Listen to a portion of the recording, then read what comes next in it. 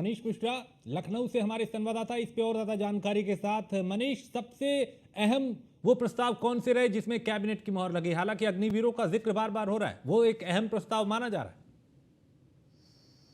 देखिए, निश्चित तौर से राजेश, अग्निवीर को लेकर जिस तरीके से आज प्रस्ताव आया है उसे 20% हॉरिजेंटल रिजर्वेशन का प्रावधान दिया गया है, जो आयु सीमा में 3 वर्ष का रिलैक्सेशन मिलेगा। अभी तक अन्य जो राज्य थे, जो उत्तर प्रदेश के अलावा जो राज्य थे, उसमें 10% का ये दिया था। तो एक सबसे बड़ी जो सौगात है और जिसको लेकर लगातार विपक्ष हमेशा से अग्निवीरों को लेकर आपने देखा होगा कि सरकार को घेरने की कवायद करता था, उसमें कहीं ना कहीं कि अग्निवीरों का होगा क्या। उसके बाद उत्तर प्रदेश जो देश का सबसे बड़ा सूबा है, उसने देखिए सबसे बड़ी अहम आज कैबिनेट बैठक में जो सबसे बड़ा निर्णय लिया है उसमें यही लिया गया है कि 20% तक का हॉरिजेंटल आरक्षण जो है वो अब मिलेगा। सीधे सीधे आपको बता दें कि सीधे सीधे अग्निवीरों को मिलेगा। और अन्य जो अगर हम बात करेंगे तो अन्य अगर उसमें कहेंगे 2000 अन्नपूर्णा भवन बनाए जाएंगे। प्रत्येक जो 75 जिले हैं, 75 जिलों में 75 अन्नपूर्णा भवन बनाए जाएंगे, जिसमें निर्माण किया जाएगा, जिससे कि जो वितरण है, जो राशन का सार्वजनिक वितरण प्रणाली है राशन का, उसके थ्रू किया जाएगा। तो कहीं ना कहीं एक सुविधा, जो आम जन की जो बहुत बड़ी सुविधाएं होती थी, उनको भी ख्याल में रखा गया है। साथ ही साथ आपको बता दूं कि पर्यटन में दृष्टि में जिस तरीके से उत्तर प्रदेश बढ़ रहा है, न केवल अयोध्या, काशी, मथुरा की बात करें, केवल संपूर्ण उत्तर प्रदेश में अब अगर उत्तर प्रदेश में निवेश करना चाहते हैं तो होम स्टेज, जो होम स्टे बनते हैं, वो 1 कमरे से लेकर 6 कमरे तक के जो होम स्टेज होंगे उनको आप बना सकते हैं, उनका निर्माण कर सकते हैं। और उसमें अनुमति आपको डीएम और वहाँ के जो आपके जिले के डीएम और कप्तान होंगे, वो उनकी अनुमति से आप इसको होम स्टे को चला सकते हैं। तो पर्यटन को बढ़ाने के लिए न केवल बड़े बड़े 5 स्टार होटल, जबकि जो छोटे उद्यमी हैं, जो छोटे लोग हैं, वो भी अपने घर में अगर होम स्टे करना चाहते हैं 1 कमरे से लेकर 6 कमरे तक, वो भी आप कर सकते हैं। हमने देखा था इसके पहले उत्तराखंड हो चाहे हिमाचल प्रदेश हो, वहाँ पे आपको ये होम स्टेज देखने को मिलते थे। पर अब उत्तर प्रदेश ने भी ये पर्यटन विभाग के आज जो प्रावधान दिया था उसको भी मंजूरी दे दी गई। साथ ही साथ अगर आपको बताऊं कि जो सबसे अहम और सबसे बड़ी चीज़ है, जो जिसको लेकर सरकार को घेरने की कवायद की जाती थी, इन्वेस्ट यूपी के जो प्रस्ताव आते थे, आज इन्वेस्ट यूपी के लिए आपको बता दूं हल्दीराम उद्योग के लेटर ऑफ इंटरेस्ट को मंजूरी दे दी गई है। 5 कंपनी को वित्तीय प्रोत्साहन सुविधा की भी राशि मंजूर की गई है।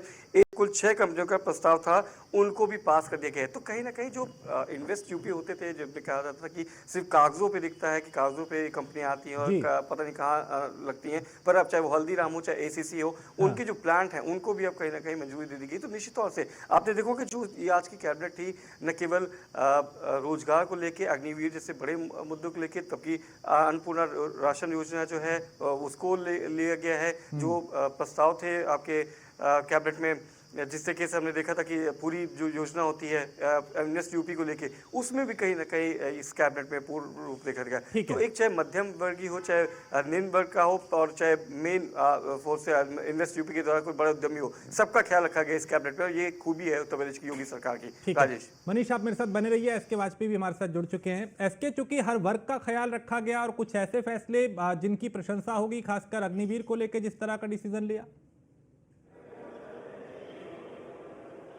बिल्कुल निश्चित तौर पर, क्योंकि अगर हम अग्निवीर की बात करें तो काफी इसको लेकर बवाल हुआ था और लगातार विपक्ष इन सारी चीजों को लेकर सरकार पर हमलावर था, जिसके बाद उत्तर प्रदेश सरकार ने इस पूरी व्यवस्था को लेकर उत्तर प्रदेश में अग्निवीरों के समायोजन के लिए आज कैबिनेट में प्रस्ताव लाया और उसके बाद इस प्रस्ताव को आज कैबिनेट ने मंजूरी दे दिया। अब इस प्रस्ताव में 2 चीजें महत्वपूर्ण है। एक तो उत्तर प्रदेश सरकार के जो बल है, जिसमें चाहे वो पुलिस बल हो, पीएसी बल हो, एसएसएफ हो, या जो दूसरे उत्तर प्रदेश पुलिस सरकार के जो अलग अलग सुरक्षा से जुड़े हुए जो बल है, उन सभी में ये जो अग्निवीर होंगे उनको भर्ती करने की व्यवस्था होगी। हालांकि सबसे बड़ी बात यह है कि इसमें 20% आरक्षण इन अग्निवीरों को मिलेगा, जबकि अगर हम दूसरे राज्यों की बात करें जहां पर भी अग्निवीर के जरिए सरकार ने इनको समायोजन की व्यवस्था दूसरे राज्यों में की है, वहां इसका जो प्रतिशत है वो 10% है। दूसरा, अगर ऐसे अग्निवीर जिनकी उम्र निकल जाए, और ऐसे अग्निवीरों में भी 3 साल की उम्र का प्रावधान किया है। मतलब साहब आप समझ सकते होंगे कि अगर किसी भी पुलिस भर्ती के लिए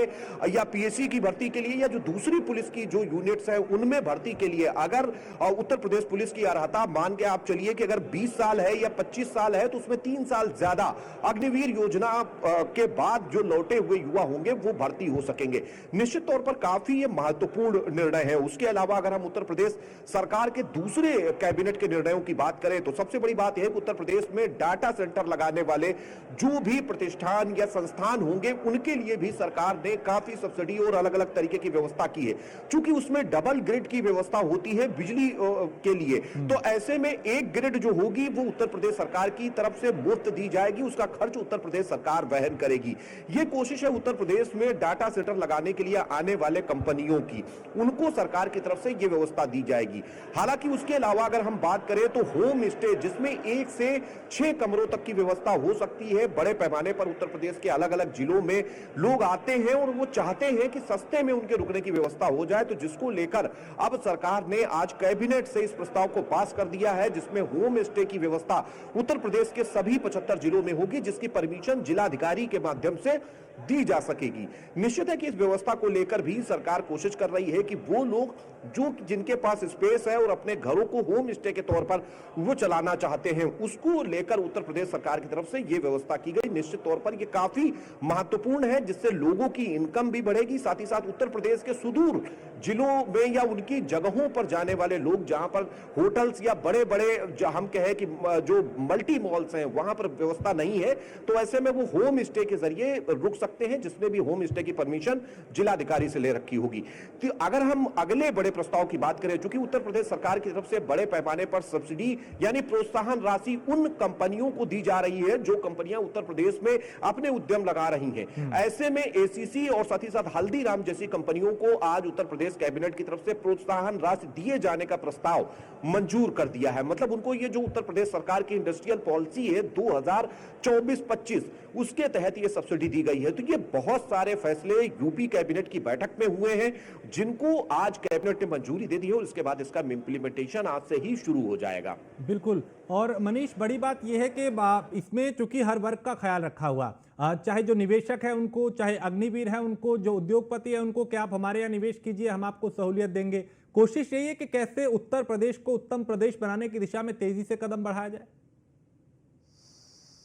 देखिए, कहीं ना कहीं जिस तरह से कैबिनेट में आज 10 प्रस्तावों को मंजूरी मिली, उसमें कहीं ना कहीं साफ झलक दिखता है कि अगर आपको उत्तर प्रदेश को उत्तम प्रदेश बनाना है तो आपको ऐसे फैसले लेने पड़ेंगे। आप किसी एक वर्ग को साथ में लेकर नहीं चल सकते। और शायद आज के जो कैबिनेट है उसमें कहीं ना कहीं विपक्ष को बहुत ज़्यादा एक साफ संदेश दिया गया है। चाहे वो अग्निवीर का प्रस्ताव देख लीजिए, चाहे आप जो प्रोत्साहन राशि देने की बात कर ली, जो इन्वेस्टर यूपी के थ्रू कंपनियां आई थी उनको धरातल पर उतारने का काम किया गया। और साथ ही साथ जो अन्नपूर्णा भवन योजना जो बनाई जा रही है उसको भी आप देखेंगे तो कहीं ना कहीं आपको साफ दिखेगा कि एक ना एकदम नीचे लेवल के जो लोग हैं उनसे लेके मध्यम वर्गीय और जो बड़े उद्यमी है सबका ख्याल रखा गया। तो यही जो पॉलिसी रही है, यही यूएसपी रही है उत्तर प्रदेश की योगी सरकार की, कि सबका साथ सबका विकास का जो न केवल एक नारा दिया गया था उसको धरातल पर उतारते हुए नजर आती है उत्तर प्रदेश की योगी सरकार। उनको पता है कि आपको अगर साथ लेके बढ़ना है, आपको साथ चलना है, तो आप किसी एक वर्ग को लेकर साथ में नहीं चल सकते, आपको सभी वर्गों को एक साथ लेकर चलना पड़ता है। और शायद ये इसका आपको जीता जाता उदाहरण देखने को मिल सकता है। आज जो 10 प्रस्ताव पास किए गए हैं, जिस तरीके से आपने देखा कि हमारे सहयोगी इसके बाद भी बताए थे कि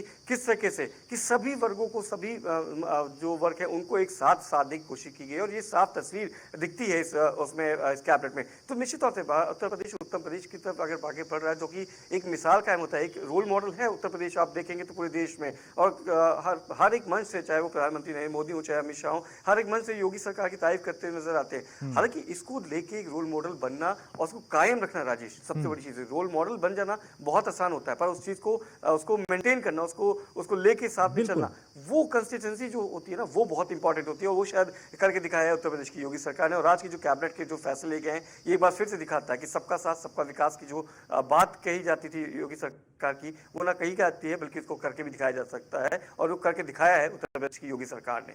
ठीक है, बहुत शुक्रिया मनीष आपका भी, और एसके वाजपेयी आपका भी बहुत शुक्रिया। तो कैबिनेट की आज की बैठक में कई ऐसे अहम प्रस्ताव जिन पे कैबिनेट की मोहर लगी, और ये बताता है कि कैसे उत्तर प्रदेश को उत्तम प्रदेश बनाने की दिशा में सरकार तेजी से कदम बढ़ा रही है। उसमें हर वर्ग का ख्याल रखा जा रहा है, हर तबके को साधा जा रहा है। और मुख्यमंत्री योगी आदित्यनाथ की अध्यक्षता में बैठक हुई, बैठक में कई अहम प्रस्ताव जिन पे कैबिनेट की मोहर लगी। तो ये इस वक्त की बड़ी अपडेट। यूपी के हर जिले में 75 अन्नपूर्णा भवन बनेंगे, इस बैठक में यह भी निर्णय लिया गया। इसके अलावा उत्तर प्रदेश में होम स्टे लॉज बनाए जाएंगे, ये भी अपने आप में एक बड़ा कदम है। और इस कैबिनेट की बैठक में 10 प्रस्ताव कुल ऐसे हैं जिनको पारित किया गया, जिन्हें कैबिनेट की मंजूरी मिली है। हल्दीराम उद्योग के लेटर ऑफ इंटरेस्ट को भी मंजूरी दी गई है। तो 5 कंपनियों को वित्तीय प्रोत्साहन सुविधा को भी मंजूरी दी है। तो कैबिनेट की बैठक में कई अहम निर्णय। अग्निवीरों को पुलिस और पीएससी में 20% आरक्षण मिलेगा, उसे मंजूरी दी गई। सबसे बड़ा कदम यह माना जा रहा है। आयु सीमा में भी 3 वर्ष का कहीं ना कहीं एक रियायत दी गई है।